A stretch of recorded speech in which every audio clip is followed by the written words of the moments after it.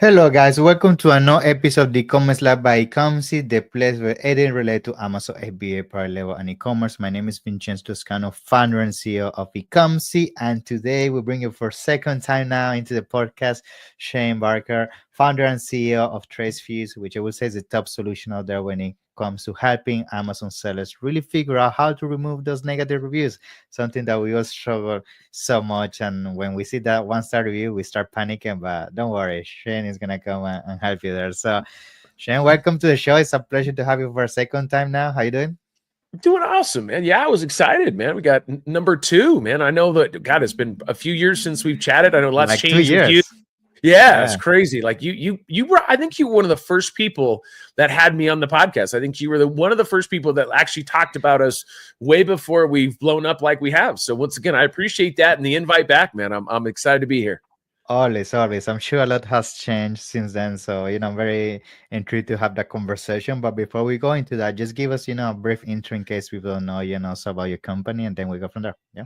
Yeah, absolutely. So as you said, my name is Shane Barker. I'm the owner of TraceFuse. And so what we do is we help Amazon sellers remove critical reviews that violate Amazon's guidelines. So it's not going to be just reviews that you don't like. You're going to potentially get some of those. And those aren't the ones that we focus on. We really focus on the ones that violate Amazon's own rules, right? When we talk about guidelines. So that's going to be mentioning pricing, competitors, cussing, hate speech, anything FBA related. So if anything was shipped out late, broken, or used. And then also fraud. We also take a look at fraud as well. We've added on, since the last 2 years, we've had quite a few more features that we've added on, obviously, because, talking with sellers and learning what the things that they like, things that they don't like, and then what we can do to improve the program and the software. So yeah, that's really what we do in a nutshell, man. We're really here to kind of even the playing field for sellers because we know it's already hard enough to build a brand and to be successful, and between tariffs and PPC and just the million other things that go into that. And then when you get a review, a critical review, a 1, 2, or 3-star, man, it's tough, man. It's like getting punched in the face. I have, it's funny when I talk to like beginning sellers and they're like, oh, I got one bad review. And I'm like, listen, if you're going to be successful, you're going to get bad reviews. Like that's the guarantee. So you got to get over that fact of like, oh shoot, I'm going to get negative reviews, because you will. The only way to be successful is to get negative reviews. I mean, honestly, I'm not saying strive to get negative reviews, but when you're out there, things are going to happen. Not everybody's going to love your product. People can attack you. Things can happen. And our goal is to be able to go in and get those reviews removed so they can focus on everything else they need to focus on, right? This is a brand owner. There's a million things you got to worry about. And so we're trying to take reviews away. We want to make sure that we'll take care of that. We'll file cases. We even monitor them moving forward. Our goal is to be able to say, hey, don't worry about the critical reviews, the 1, 2s, and 3s. I want you guys to focus on the 10 million other things you've got to worry about.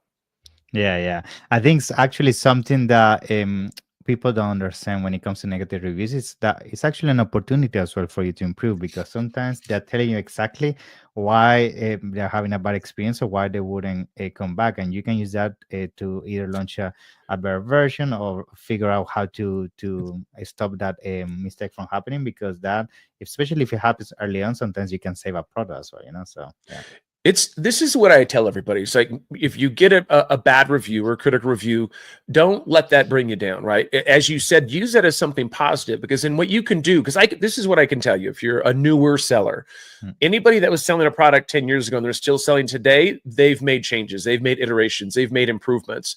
And the only way that if you're failing or not doing well, if somebody doesn't ever tell you, you assume things are going good from sales. Right? If things aren't going good, you go, what's going on? You want to know what's going on, right? So that, of course, it kind of sucks to have it online and everybody to see what your pain points are, but that is an opportunity. I mean, that's why when people go, oh, I need to get rid of this review, and I'm like, well, that's not something we specialize in because it doesn't violate Amazon's guidelines, but take this as a learning opportunity. Take this as constructive criticism, right? Because now what you need to do is you need to go, if you hear something 3 times in a row in the last week, well, guess what? Maybe there's something wrong with your packaging or your product, or people don't know how to use it, right? There's obviously that big thing too. A lot of people go, well, people are using the product wrong, so I want to get that review down.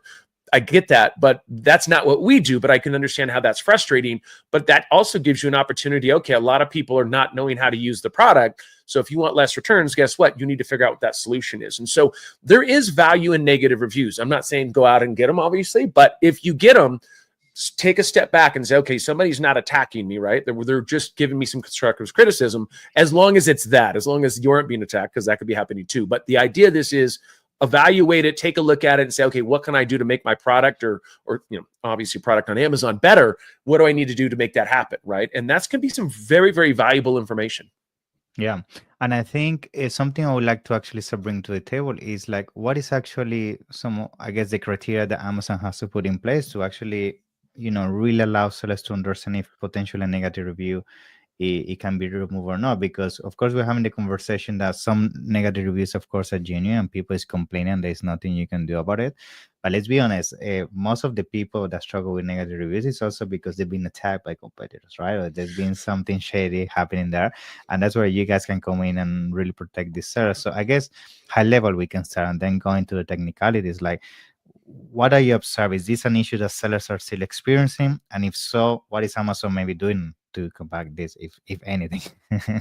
Yeah. So, I mean, Amazon does. It's hard to say. Now, I do know that Amazon is doing their part, and whatever that may be. And what I mean by that is they, I think they have a press release. They said they stopped. I don't know, it's like 280 million or some crazy amount of reviews. So it's hard for us to, we don't know how many actually come in the floodgates, right? We don't know if there's 50 a day or 10 billion a day, which I think we know there's more than 50. But the point is there's a lot that come through, and Amazon does have their systems, their machine learning and different things that they do to be able to stop those reviews. But really, I look at us as like that second layer of protection, right? Like if Amazon misses it, because if there's millions that happen on a daily basis, like anything, no matter what industry you're in, there's always somebody that's going to try to game the system, right? I grew up in the SEO space, so everybody's always trying to figure out a way to get higher in Google. Well, it's the same thing with Amazon, right? And so, and that involves sometimes being attacked. That involves sometimes people attacking your brand, which is obviously not an ethical way to do things, not recommended. I understand that a lot of people or some people do it because they've been attacked. There's things that go on, but at the end of the day, it's like you got to think about doing ethical business and once again, making sure that bad things don't happen to you. If those reviews come in, obviously you want to be able to have somebody like ourselves, if you don't have an internal team, to be able to take that on and be able to keep your listings clean. I mean, that really is the goal. We grab those reviews, we clean them up, we get it, and then we monitor you moving forward so that if you guys get attacked on Prime Day or before Christmas or really any time of the year, we can take a look at those reviews. We're going to take a look at it, and then we obviously file manually with Amazon. We don't use any AI or anything to file with them. So that is, you got to look at that. Yeah.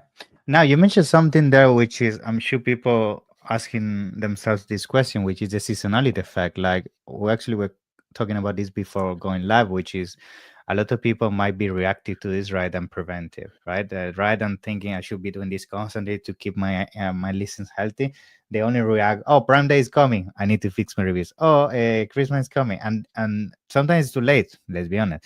I feel this is actually something you should be doing on a monthly basis, not something that you only do once. So, what is your take on that as well? Yeah, I mean, my big thing is always to be, proactive instead of reactive, right? I mean, that really is the thing. I get it. So I'm also, I am also that guy. Like if I'm going to get a haircut, I'll call my barber the day of, and he's always booked out a week. Like, so I'm like, oh man, I'm like, well, imagine if I would just book it out, because I know I want to get a haircut, let's say every month. If I just booked it out ahead of time, I wouldn't have to do that. And so I do it all the time. And every time I kick myself in the butt for it, because it's like, of course he's not going to be available today. If he's available today, then he's a terrible barber, right? Like if he has no appointment. So so I think about that. But it's what I tell, Amazon sellers is like, hey, at the end of the day, you want to start ahead of time, right? You get a hold of me 2 weeks before Christmas or Prime Day. There's a ramp up period. Amazon, we're filing cases. Amazon might not respond to those cases. We have to file multiple cases a lot of the time. So you have to think about this and say, okay, if you want to be ready for Christmas, I'm not saying it's too late right now. We're in October, but you want to do it as soon as possible. Yeah. People reach out 2 weeks before and say, hey, what can you do?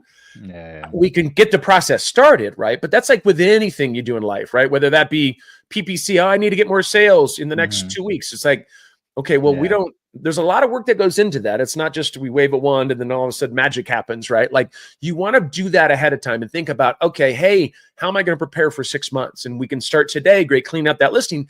The good part is, and then after that, it's just monitoring, right? Then you're only going to have, when they come in, we're going to be all over it. So the cleanup part is the part that, takes a little bit of time, but once we're there, great. Now we can be proactive about that. So always try to think ahead of time, right? You don't want to think, because you have to look at it, especially if you're at a 4.3 and you're like, man, I don't know when I'm going to drop down to 4.2, and we're going into really any time of year, but a big sales time, you got to think about that, because a competitor could look at that and say, you know what, if I hit them with 5 more critical reviews, they drop down to a 4.2, I go up on the BSR, they go down, or I guess the opposite, right? We want to get as close as we can to 1.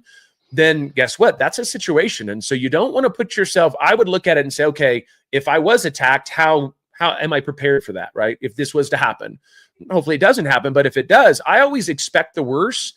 I want the best, but I expect the worst, right? Just because you got to be ready for that. And so be proactive and don't be reactive. You can still reach out to us. We'll do everything we can, but we can't expect miracles, right? I mean, that's going to be, we're here, we do good work, but we can't do miracles. Not yet anyways. Yeah. So now let's talk about type of negative reviews. I guess that's also something that people need to be mindful of. It's like not all negative reviews to some extent are going to be valid for removal. Like as we mentioned, some of them might actually be real feedback. So from the work you're doing with so many Amazon sellers, do you have some categories you could potentially bucket these reviews into, like maybe based on what they write? Is there something like that you can share with us? Yeah, so we do. I mean, obviously, there's certain categories that have more types of critical reviews and types of things. I mean, that usually for us is what we see is like supplements, beauty, pet.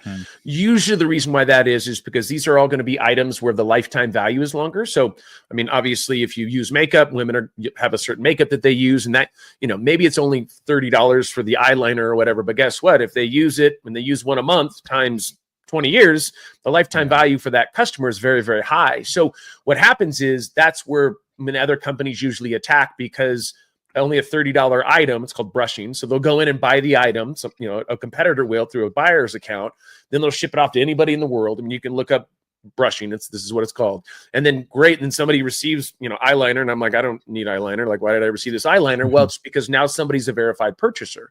And guess what? Now, if they can knock you down, they can win that customer over, right? And then in theory, the lifetime value is very high. We don't see as much fraud happening on, if you have a bike that's worth $5,000. I mean, you as a competitor are going to go buy 10 bikes for 50 grand to ship them to anybody in the world to give them a bad review. That probably doesn't make sense, right? Because a bike is, in theory, you buy one every 5 years or 10 years, right? It's not like you're buying it each month. And so those are the kind of things that we look at. Now, when it comes to actually filing cases with Amazon, and whether it be like batching or whether we send individual ones, it really depends on the review and the category. And it depends on the department that we're filing with as well. So, we do vendor central, seller central, we do brand registry, escalation emails directly to Amazon. We have multiple departments that we can file with, and we've gotten so good over the years that we look at reviews before we go, okay, now who do we file with? And we got to kind of test this. Now we have, like I told you earlier, we have 700 brands that we work with, and we removed over 16,000 reviews. Now we've gotten really good to say, hey, this is where we want to take these types of reviews with Amazon. Let me repeat that we don't remove the reviews, Amazon does. We just know how to file the cases, which departments to file with, terminology to use. A lot of stuff that's taken a long time to figure out, but here we are. Cool. Now, when it comes to the timelines, on average, like I wonder, like how long does it take to remove one of these reviews? Because as we mentioned, if you're gonna be proactive when it comes to this, it's also important to understand, how much in advance you need to be ahead of certain events to make sure you have enough time. So are we talking weeks, months? What is usually the average that you see some of these cases taken? Yeah, so it depends on obviously what it says in the review. Depends on who we're talking to, which department we're filing with. Also depends on who we're filing with, and whether those people are going to do anything or not do anything, right? That's obviously a big variable as well, right?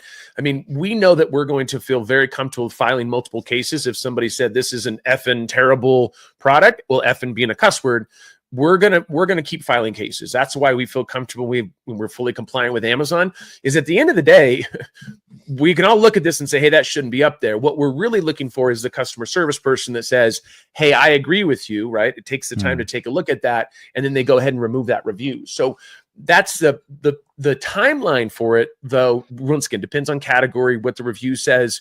I tell people, and this is not an amazing answer, but it's a realistic answer. I tell people it could take 24 hours to 24 weeks. which Okay. is a terrible answer, right? Like, I mean, Yeah, it's not a yeah. great, because nobody wants to hear that. But we have had clients sign up, and within a few days, we've seen reviews be removed. Some of them take a little bit longer. And we know kind of with some categories, there's a higher success rate. And, once again, there's certain things that we know. But our goal, once again, because we're all success driven, which means, they only pay for reviews that actually get removed. So when people come to us and say, hey, it's been 1 month, what's going on? I'm like, I want to get those removed just as badly as you do, right? I mean, that's how we get paid as well. So, and obviously I want to, my goal is to make sellers happy. They're happy. Great. We get paid. Yeah. That's a party bonus. But my goal is to get as many reviews removed as possible that are against Amazon's guidelines. So we always have that goal. Our goal is the same as our clients, right? We want to be able to do that because that's how we make money and that's how the client's happy. We have this third party, Amazon, they have to say yes or say no. And that's the thing. So we always have that as a third party, because there's nothing I can do to expedite that. We have our certain process. We have the timelines that we wait when we file with certain departments, because we don't want to bombard Amazon or anything. So, we've learned these processes over the years. Cool. Now, when it comes to the negation, the removal of some of these negative reviews, like, are you experiencing that some reviews that are more difficult than others to remove within the ones that can be removed?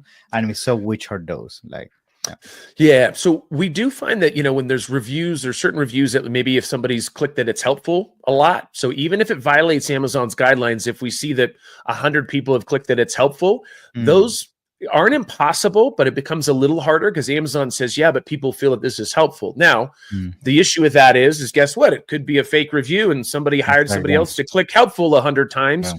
So is it really helpful, or is there fraud going on there? So we have to kind of be able to assess that, or Amazon does, right? And say, hey, is this truly a good review? But most of the time we'll still file on those, and we have a good chance of getting removed, but they are going to be a little harder because, once again, Amazon looks at it as, hey, just not any humans looking at it, just going, hey, people found this helpful, so we should leave this up there. So what we, obviously what we do with monitoring, we look at that and I go, hey, if you had 100 people found this was helpful, guess what? When this review, we're monitoring you today moving forward, and that review came in tomorrow.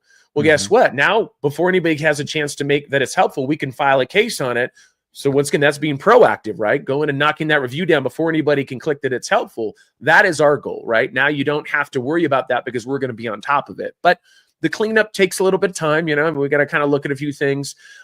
We do see that, obviously any of the stuff the main things that we file on are cussing, competitors, hate speech, any of those types of things. And then FBA, those are going to be the core of what we do. There's obviously a lot of things, obviously with Amazon's guidelines, that we take a look at.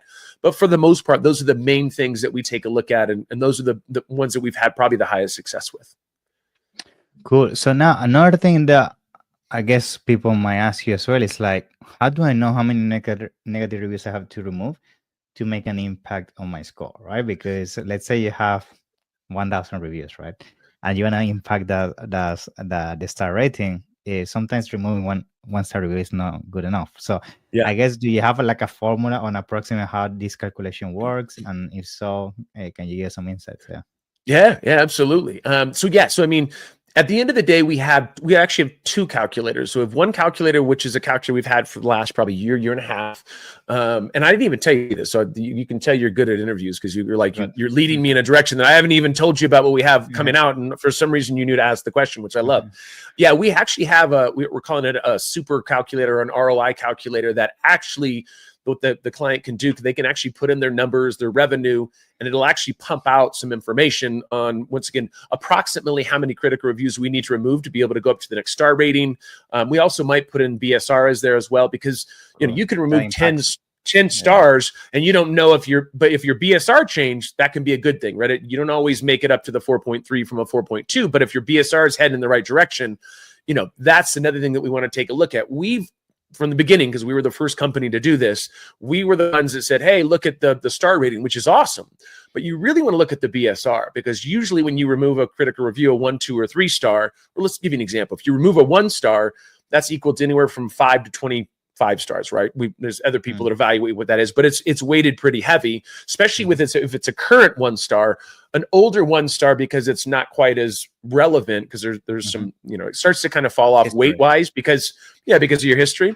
So if we're able to knock that thing down, then guess what? You guys should be able to, that BSR should be able to get you in a good position. And then if we can get you back up to where, you're showing a 4.3, that's when good things are really happening. And so, we have about a 10% success rate over all categories. We get into some of the other categories. We've been able to get up to 15 to 20 on some of those, but we like to commit to 10%. We feel like that's a number that we've consistently been able to hit for almost all of our clients.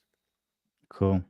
Now, when it comes to these fighting negative reviews, I guess I have some cases in mind. I'm sure maybe you have experienced, like if a seller comes to you, for example, that has suddenly over a month received 10 negative reviews compared to a seller that has received only one negative review. And what I try to get with this is like sometimes having many negative reviews could actually be to your advantage because you have a case that you've been attacked, I guess, right? So I guess when it comes to the frequency of some of these negative reviews, is that something that sometimes can play to your favor because then you can use that in terms of that's clearly something happening that is being skewed. It's not the nature of the market, right? Yeah, this is what happens, and I explain this to people, and I always try to be very kosher about how I say things. And what I mean by this is this. And so I tell people, hey, listen, when you only have 10 critical reviews in total, let's say we remove one. Well, that's 10% of your critical reviews. That's a huge number. Now, with a 10% success rate, there's some people that maybe we get 0, and there's people we get 2 out of 10. So it's an average, right? So what I tell them is the more critical reviews you have, once again, not recommending going out and getting more critical reviews so you can pay me. That is not the goal here. But the more critical reviews gives us more data, right? When we can look at that and start tying reviews in together, like you said, and saying, hey, wait, there's something going on here. Right? Because what happens when you get attacked, that they just assume because you have whatever 100 reviews that nobody's going to be able to find it. Exactly. Well, we can. Right? So they're like, hey, we'll just kind of do this a little bit here and there. And we go, okay, wait a second. The same seller bought your product 5 times. And it's like, how many, if you hate a product, how many times do you buy it again? Like 2 times, 3, you don't, right? That's statistically, we don't do that. So what happens, it gets flagged in our system. Then we go and take a look at that buyer's account.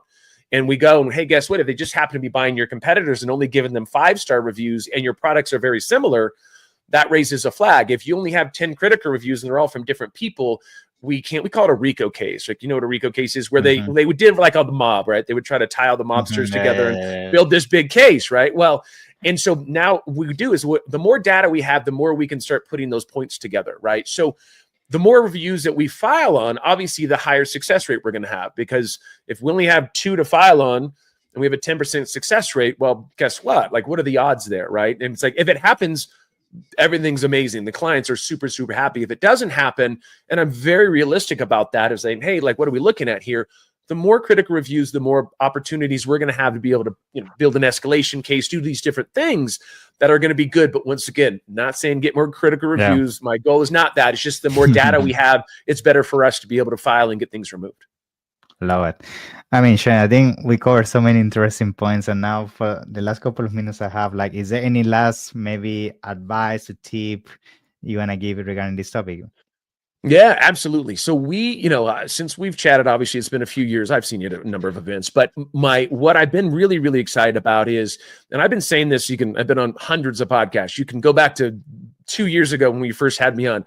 I've always said the same thing. Our thing is to help sellers, right? Like, obviously I want to be profitable. I want to have a profitable business, but I come from the land of abundance and I want to help people, right? Like, I was raised by hippies. So I'm like pretty much a hippie kid, right? I was a love and hugs, and those were my things growing up, right? So I always like to push that forward. And so we actually have a thing called an Amazon review checker, and it's the exact software that we've created and used.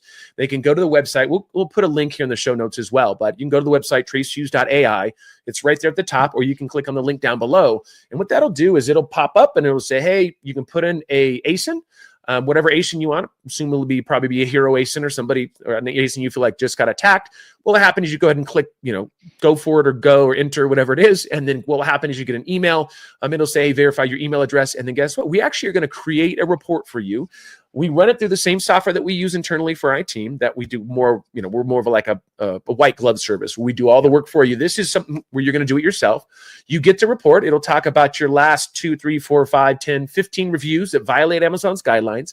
It'll tell you exactly what was violated Amazon's guidelines. And you can take that and you can create a report with Amazon, and you can go ahead and file with Amazon. And we also have a PDF that we created on where to file and how to file and do those types of things. So we'll include that. You have the PDF. We give you email addresses. We give you all this stuff. I'm giving you the keys to the castle, right? And you get to use the software for free. That's free 99. That's no paying anything. That's Yeah. no cash out of your pocket. It's pretty cheap last time I checked. It's not how I'm going to feed my kids, but it's how you're going to feed your kids.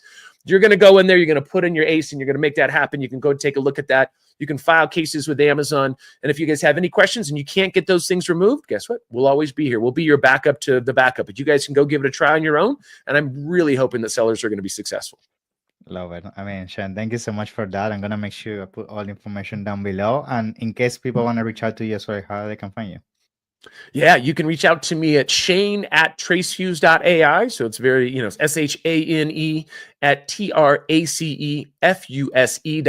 And you also can follow me on LinkedIn. I'm not gonna say popular, but we get a little bit of traction Yeah, on you do. LinkedIn as well.